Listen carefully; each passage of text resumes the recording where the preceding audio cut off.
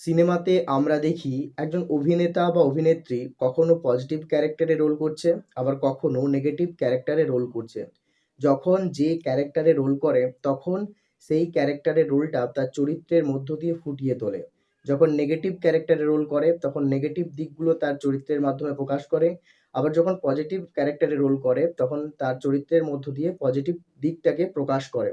এর থেকে আমরা বুঝতে পারি না যে মানুষ হিসেবে ওই অভিনেতা বা অভিনেত্রীটি কতটা ভালো অথবা কতটা খারাপ। তাদেরকে যেভাবে নির্দেশ দেয়া হয় তারা ঠিক সেইভাবেই অভিনয়টা কিন্তু করে। ঠিক তেমনভাবেই এই পৃথিবীটা হচ্ছে বিরাট একটা রঙ্গমঞ্চ। আর আমরা প্রত্যেকটা মানুষই একেকটা অভিনেতা এবং অভিনেত্রী। ভগবান হচ্ছে আমাদের নির্দেশক। তিনি যেভাবে আমাদেরকে নির্দেশ দিচ্ছেন ঠিক সেভাবেই আমরা অভিনয় করে যাচ্ছি। ভগবান যাকে নেগেটিভ ক্যারেক্টার দিয়েছেন সে নেতিবাচক দিকগুলো তার চরিত্রের মধ্য দিয়ে ফুটিয়ে তুলছে। আর যাকে পজিটিভ ক্যারেক্টারে রোল করতে দিয়েছেন তিনি তার চরিত্রের মধ্য দিয়ে পজিটিভ দিকগুলো ফুটিয়ে তুলছে। এর ফলে আমরা কখনোই বুঝতে পারি না যে একটা মানুষ আসলে কতটা ভালো অথবা খারাপ। এই পৃথিবীতে কোনো মানুষই ভালোও নয় আবার খারাপও নয়।